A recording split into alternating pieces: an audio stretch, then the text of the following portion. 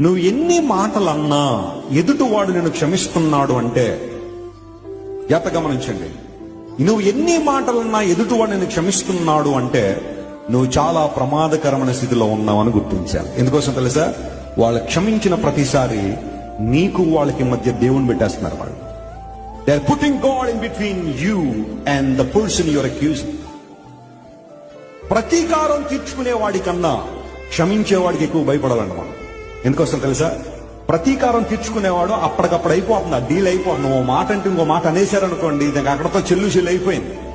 నువ్వు ఒక మాట అన్న మౌనంగా ఉంటాడు చూసారా, అలాంటి వాళ్ళతో చాలా జాగ్రత్తగా ఉండాలి. ఎందుకోసం తెలుసా? వాళ్ళ మౌనం దేవుని తీసుకొచ్చేస్తుంది మధ్యలోకి.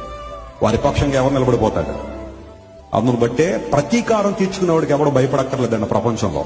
క్షమించే గుణం ఉన్నవాడికి భయపడాలట. ఉందా భయం నీకు? భార్య ఏమంటలేదని చెప్పి ఇష్టానుసారం